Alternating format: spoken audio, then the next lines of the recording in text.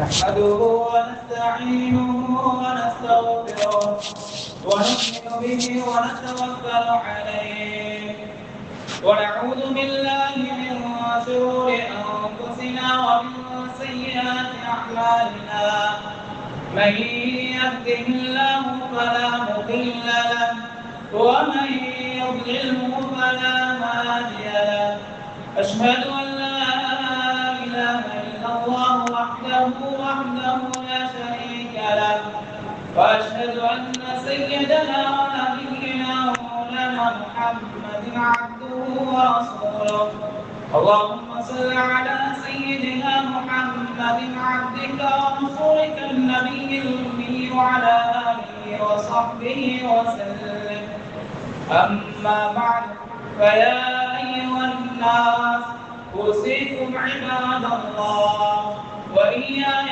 أولا بتقوى الله وأحذركم يوما عبوسا قمطريرا وقد قال الله تعالى في محكم التنزيل والفرقان المجيد أعوذ بالله من الشيطان الرجيم بسم الله الرحمن الرحيم إن تجتنبوا كبائر ما تنهون عنه نكفر عنكم سيئاتكم وندخلكم مدخلا كريما صدق الله مولانا العظيم. عن أنس رضي الله عنه قال سئل النبي صلى الله عليه وسلم عن الكبائر قال الإشراك بالله وعقوق الوالدين وقتل النفس وشهادة الزور رواه البخاري.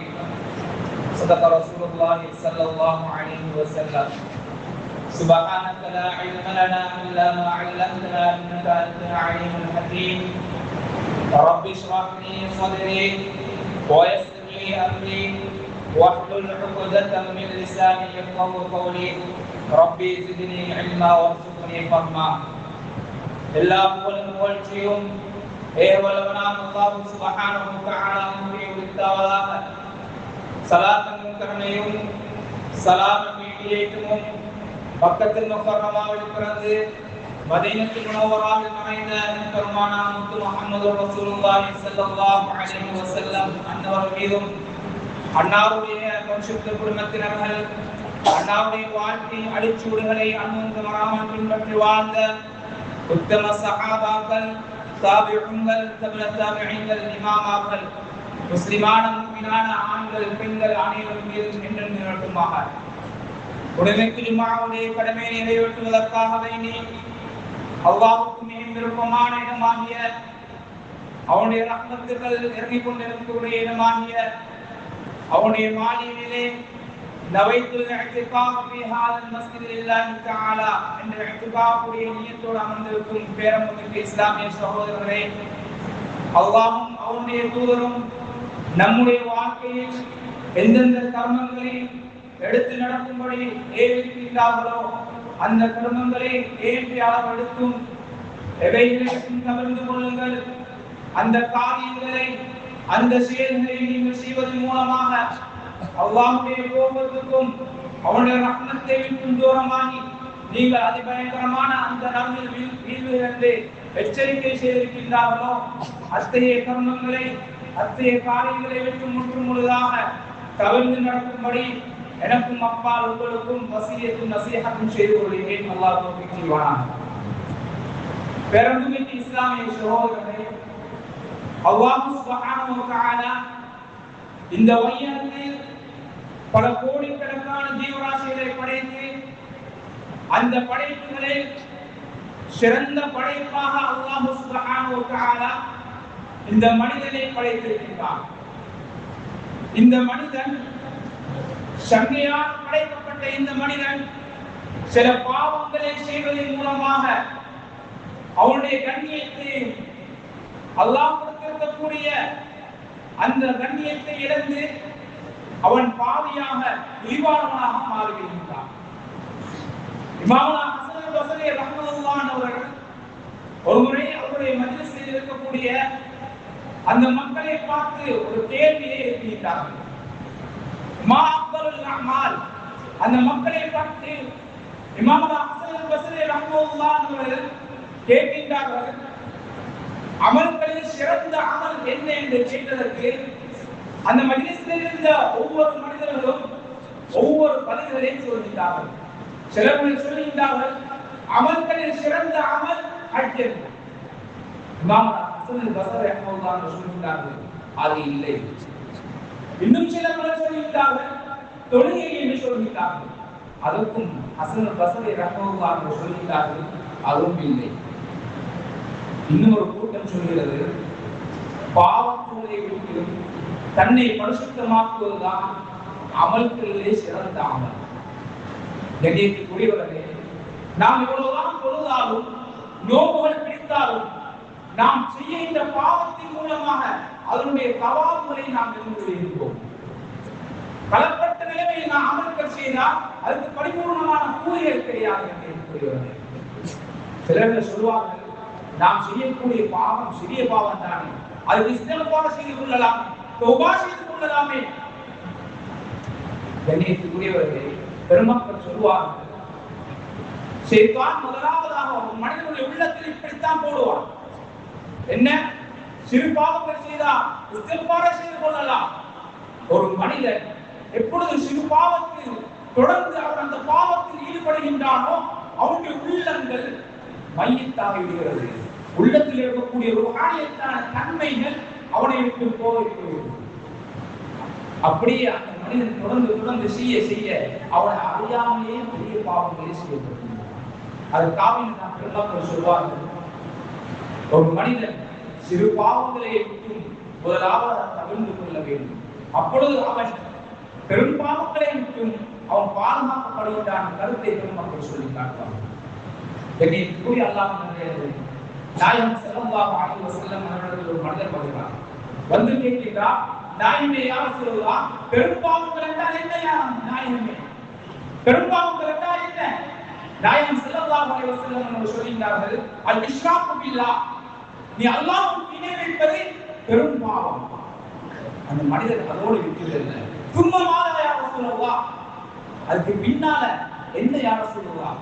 முதலாவதாக அல்லாஹ்வுக்கு இணை வைப்பது பெரும்பாவம், இரண்டாவதாக என்ன யா ரசூலுல்லாஹ்?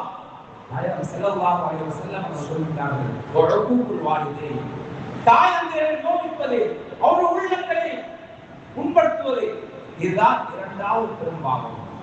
ஆனால் கண்ணியத்திற்குரியவர்களே, நாம் இந்த அளவுக்கு நம்முடைய தாயத்தோடு நடந்து கொள்கிறோம். இது பெரும்பந்த பாவம். கண்ணியத்திற்குரியவர்களே, நாம் செய்யக்கூடிய அவருடைய மனதில் நோவிக்கக்கூடிய ஒவ்வொன்றும் பெரும் கொண்ட ஒரு பாவம். அல்லாஹ் சுப்ஹானஹு வ தஆலா அவர்களை மன்னிக்கும் வரை நம்மளை மன்னிக்க மாட்டார். இந்த அளவுக்கு சில மனிதர்கள் இருப்பார்கள், தொழுவார்கள், நோன்பு நோட்பார்கள், ஸகாத் கொடுப்பார்கள், என்றாலும் தாயத்தினுடைய விடயத்தில் கொடுவோம் செய்வார்கள்.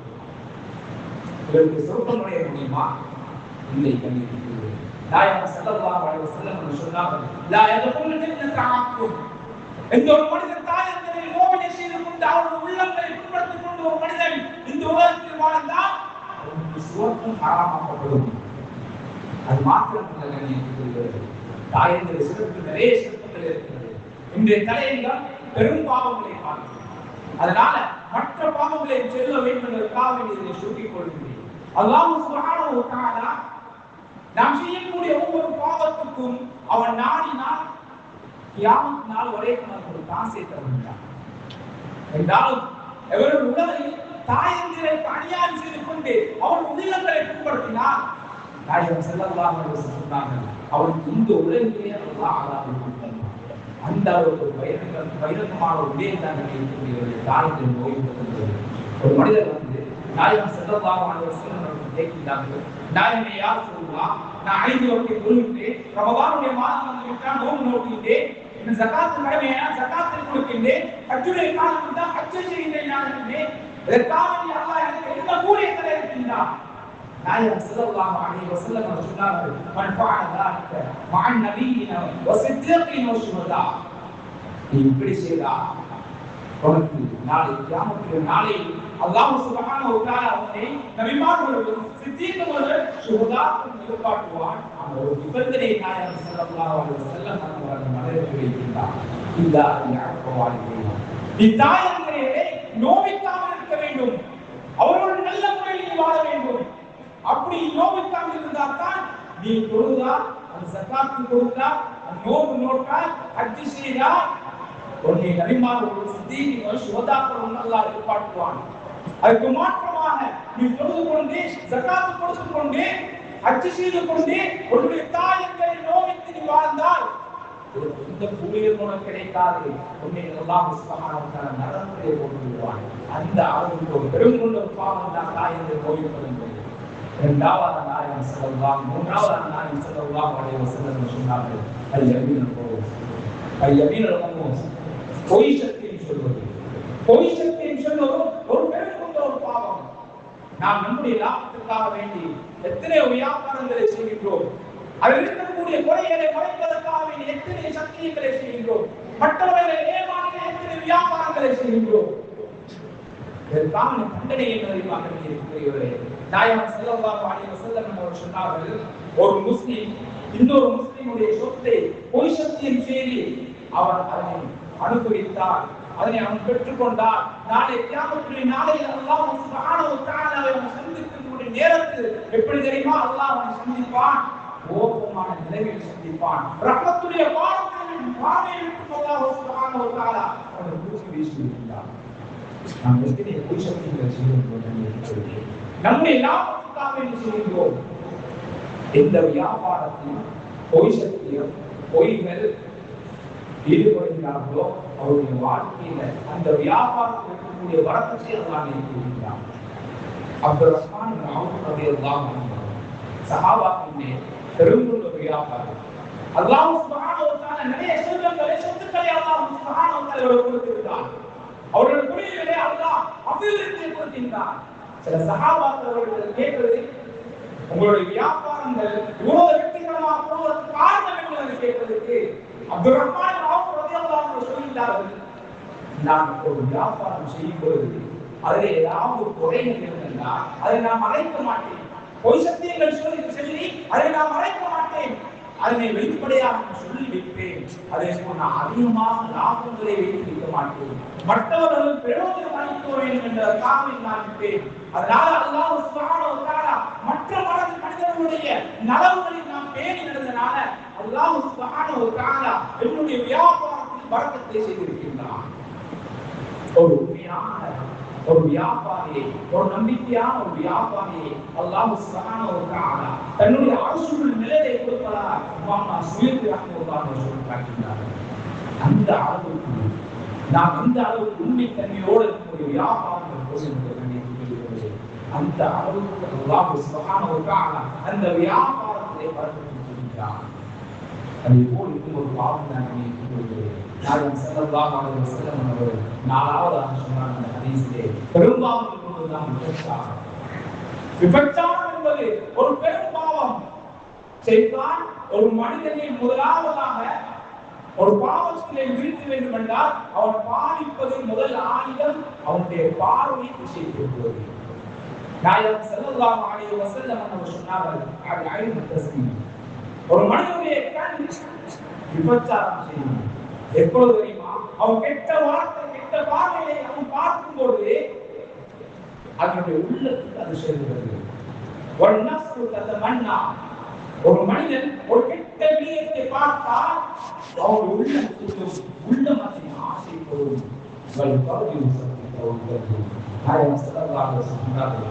எப்பொழுது ஒரு மனிதனுடைய பார்வை கெட்ட விடயங்கள் போடுகிறோம் அது அவனுடைய மனதிற்கு வரும். அந்த மனதிற்கு நுழைந்தால் அந்த விடயத்தை அந்த பரமஸ்தானம் செய்வதாக நாயகம் ஸல்லல்லாஹு அலைஹி வஸல்லம் மாற்றங்களை கண்டிருக்கிறது. நாயகம் ஸல்லல்லாஹு அலைஹி வஸல்லம் சொன்னார்கள், எந்த ஊர்ல எந்த சமுதாயத்துல விபச்சாரமும் வட்டியும் தலைவிழுத்து ஆடத் தொடங்குகிறதோ பரவலாக தொடங்குகிறதோ அல்லாஹ் சுப்ஹானஹு வ தஆலாவுடைய அஸாபை அவர்கள் ஹலாலாக்கிக் கொள்ளட்டும். அல்லாஹ்வுடைய அஸாபை அல்லாஹ் அவர்கள் மீது இறக்குவார் என்ற கருத்தை நாயகம் ஸல்லல்லாஹு அலைஹி வஸல்லம் சொன்னார்கள். இன்னும் இமாம் அவர்கள் சொல்வார்கள், ஒரு மனிதன் விபச்சாரத்தில் ஈடுபடும் பொழுது அல்லாஹ் சுப்ஹானஹு வ தஆலா அவனுக்கு கொடுக்கக்கூடிய 6 விடயங்களை பற்றி சொல்வார்கள். 3 விடயங்களை அல்லாஹ் சுப்ஹானஹு வ தஆலா துனியாவில் வைத்திருக்கிறார். ஒன்று என்ன தெரியுமா? அல்லாஹ் சுப்ஹானஹு வ தஆலா அவனுடைய முகத்தில் இருக்கக்கூடிய ஒளியை நீக்கிவிடுகிறார். அவனுடைய ஈமானியத்தான தன்மையை அல்லாஹ் அவனுடைய உள்ளத்தில் நீக்கி விடுகின்றார். அவனுடைய முகத்தில் இருக்கக்கூடிய பிரகாசத்தை அல்லாஹ் அகற்றி விடுகின்றார். இரண்டாவதாக நாயகம் ஸல்லல்லாஹு அலைஹி வஸல்லம் அவர்கள் சொன்னார்கள், வயூக்கும் ஃபக்கர், ஏழ்மைத்தனத்தை கஷ்டமான ஒரு சூழ்நிலையை அல்லாஹ் அவனுக்கு ஆக்கி விடுகின்றார். ஒருதான் கோடிக்கணக்கு செய்தாலும் சேர்த்து வைத்தாலும், ஒருதான் லட்சக்கணக்கில் சேர்த்து வைத்தாலும் அதே வழக்கத்தில் கிடையாது. அல்லாஹ்வும் ரசூலுக்கும் மாற்றமான முறையில் தன்னுடைய வாழ்க்கையை அமைத்துக் கொண்டார். அல்லாஹ் ஹராமாக்கிய நேரத்திலே அவருடைய பணத்தை செலவழிக்கின்றார். இருக்கக்கூடிய அனைத்தையும் அல்லாஹ் நோயின் பலன்களை அறிவிக்கின்றார். மூன்றாவது விடயம், அவனுடைய அஜலை, அவனுடைய ஆயுள் காலத்தை அல்லாஹ் சுப்ஹானஹு வ தஆலா குறைத்து விடுகின்றார். ஏதோ ஒரு நோய் வரும் அல்லது ஏதோ ஒரு துன்பங்களை கொண்டு அல்லாஹ் அவனுடைய வாழ்நாளை குறைத்து விடுகின்றார். இந்த துன்யாவில் அவனுக்கு இருக்கக்கூடிய 3 சோதனை, ஆகிரத்திலே அல்லாஹ் அவனுக்கு இருக்கக்கூடிய சோதனை தெரியுமா? ரசூலுல்லாஹ் அல்லாஹ்வுடைய கோபத்துக்கு உள்ளாகினார் மாறினார். அதே மாதிரி ரசூலுல் இஸ்லாம் அல்லாஹ் சுப்ஹானஹு வ தஆலாவுடைய கேள்விகளுக்கு அவனுக்கு கடினமாக இருக்கும். இந்த 2 முடிவுக்கு பின்னால அல்லாஹ் அவனுக்கு கொடுக்கக்கூடிய தண்டனை என்ன தெரியுமா? வலதுது பின்னார். அல்லாஹ் சுப்ஹானஹு வ தஆலா அந்த மனிதனை நரகத்திலே அனுப்புவார்.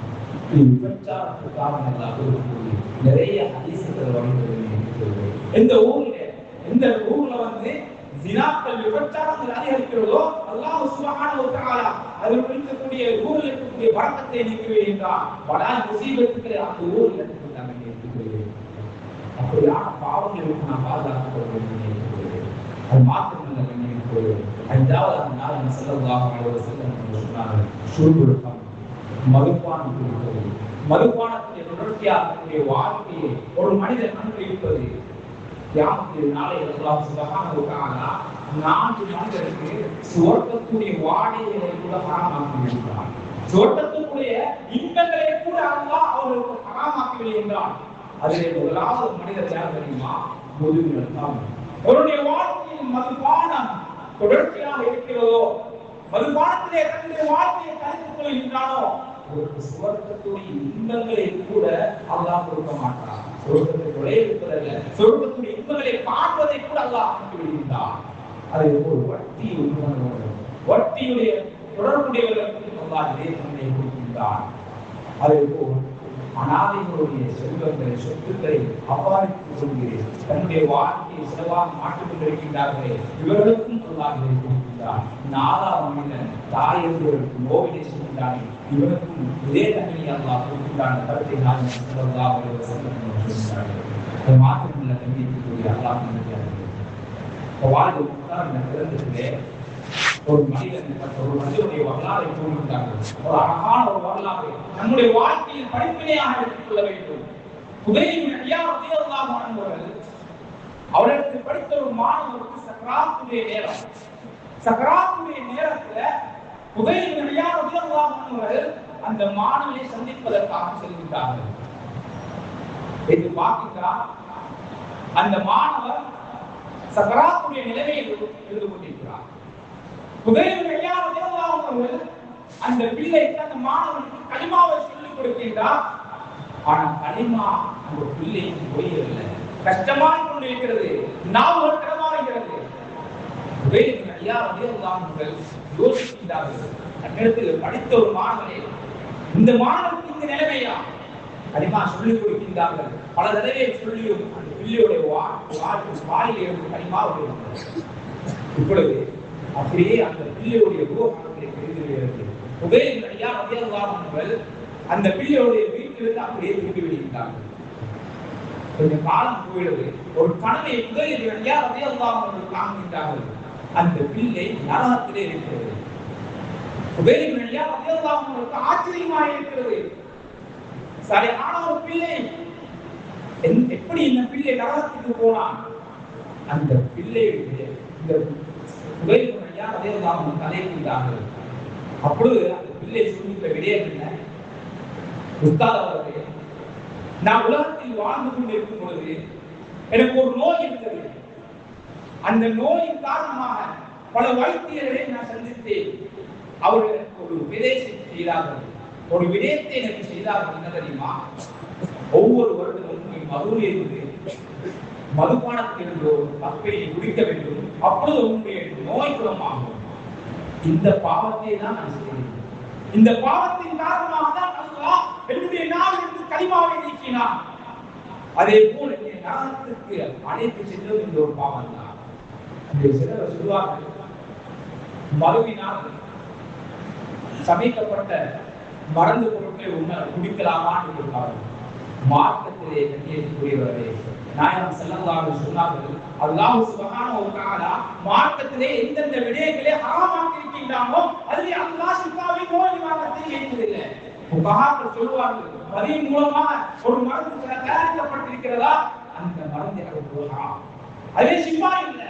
நாயகம் ஸல்லல்லாஹு அலைஹி வஸல்லம் கேட்கப்பட்டது, மதியின் மூலமாக செய்யப்பட்டிருக்கக்கூடிய மருந்துகளை பற்றி கேட்கப்பட்ட பொழுது நாயகம் ஸல்லல்லாஹு அலைஹி வஸல்லம் சொன்னார்கள், இன்னஹு லைஸ பிதவா, அது மருந்தில்லை, வலாக்கின்னஹு, அது இன்னும் இருக்கக்கூடிய நோய் அதிகரிக்கக்கூடியது என்று நாயகம் ஸல்லல்லாஹு அலைஹி வஸல்லம் சொன்னார்கள். அது மாத்திரமல்ல கண்ணியத்துக்குரியவர்களே, நாயகம் ஸல்லல்லாஹு அலைஹி வஸல்லம் சொன்னார்கள், ஏதாவது பெரும்பாவங்கள் இருக்குதான் பொய் சாட்சியம் சொல்வது. இந்த நிறைய நம்முடைய சமுதாயத்தில் நடக்கக்கூடிய ஒன்றுதான். கோர்ட்டுகளை செல்லக்கூடிய நாம் சில பணங்களை எடுத்துக்கொண்டு மற்றவர்களுக்கு எதிராக நாம் சொல்லக்கூடிய ஒவ்வொரு பொய் சாட்சிகளுக்கும் அல்லாஹ்விடத்தில் நாம் கியாமத்துடைய நாள் நாம் பதில் சொல்ல வேண்டும் என்று கூறுகிறேன். இப்னு உமர் ரலியல்லாஹு அன்ஹு அறிவிக்கின்றார்கள், நாயகம் ஸல்லல்லாஹு அலைஹி வஸல்லம் அவர்கள் சொன்னதாக, ஒரு மனிதன் இந்த உலகத்தில் தன்னுடைய லாபத்துக்காக வேண்டி பொய் சாட்சிகளை சொன்னால் அவனுடைய கால்கள் நாளை கியாமத்துடைய நாள் நடுங்கிக் கொண்டே இருக்கும். எந்த அளவுக்கு தெரியுமா? அவன் நரகத்தில் விழும் அளவுக்கு அவனுடைய கால்கள் இரண்டும் நடுங்கிக் கொண்டே இருக்கும் என்ற கருத்தை இப்னு உமர் ரலியல்லாஹு அன்ஹு அறிவிக்கிறார்கள். அந்த அளவுக்கு பொய் சாட்சி சொல்வது, பொய் சத்தியம் சொல்வது நம்முடைய வாழ்க்கையிற்கும் ஒரு ஆசைப்பட வேண்டும். இதேபோல் நிறைய பெரும்பாவங்களை அது கபாலின் குரங்கத்திலே இமாம் ஷம்சுத்தீன் ஸஹாபி ரலியல்லாஹு அன்ஹு கூறுகிறார்கள். இது போன்ற பாவங்கள் நம்முடைய வாழ்க்கையில் இருந்தால் அதனை முற்றாக நாம் அழித்துக் கொள்ள வேண்டும் என்று கூறுகிறேன். நம்முடைய வாழ்க்கையில் இது போன்ற பாவங்கள் நிலவப்படும் போது அல்லாஹ் சுப்ஹானஹு வ தஆலா தன்னுடைய திருமறையில் கூறுகின்றான், வலஹரு ஃபஸாது ஃபில் பர்ரி வல் பஹ்ரி மா கஸபத் ஐதின் நாஸ் லியுதீகஹும். வானம் பூமியில் இருக்கக்கூடிய கடலில் இருக்கக்கூடிய அனைத்து பசாதுக்களையும் எப்பொழுது ஒரு மனிதன் பாவச் செயலை செய்கின்றானோ, பெரும்பாவத்தில் ஈடுபடுகின்றானோ, அப்பொழுது அவர்களுக்கு சொல்லிப்பதற்காக வேண்டி நாம் அந்த பசாதுகளை நாம் நடத்துவோம் என்று சொன்னார். சுப்ஹானஹு வ தஆலா திருமறையில் கூறுகின்றார். பெரும்பாவம் நடக்கும் பொழுது கண்ணியத்துக்குரியவர்களே, நாம் மாத்திரமல்ல, நம்முடைய ஊர்களுக்கு அதற்கான வழியாகிறது. கண்ணியத்துக்குரிய எல்லாம் நல்லடியார்களே, இது போன்ற பாவங்கள் நம்முடைய வாழ்க்கையில் இருந்தால் அதற்காக நாம் உருவாக்கலை செய்ய வேண்டும். நாம் ஒருவருக்காக ஒரு சத்தியம் செய்து ஏதாவது ஒரு வியாபாரம் செய்திருந்தால் முதலாவது அந்த மனிதனிடத்திலே நாம் பாவம் மன்னிப்பை தேடிவிட்டு அல்லாஹ் சுப்ஹானஹு வ தஆலாவிடத்திலே தௌபாக்களை செய்ய வேண்டும் என்று கூறுகிறேன். அப்படியான கூட்டத்திலே நம்முடைய பாவங்களை உணர்ந்து தௌபா செய்யக்கூடிய கூட்டத்திலே அல்லாஹ் சுப்ஹானஹு வ தஆலா நம் அனைவரையும் பார்த்துக்கொள்வானாக. எந்தெந்த விடயங்களை நாம் கேட்டோமே அல்லாஹ் அதன்படி நம்முடைய வாழ்க்கையை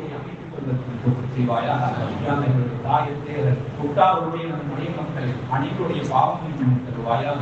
எங்களுடைய வாழ்க்கையில் அனைத்து விதமான பாவங்களையும் நீக்குவாயாக. ஒரு விதமான தோஷம் சுழந்து தருவாயாக. தாயத்திற்காக படிவிலே செய்யக்கூடிய பிள்ளைகளாக எங்களை ஆக்குவாயாக. பெரும் பாவங்களை முற்றுமையாக அனைவரையும் பாதுகாத்துவாயாக. வசனமாக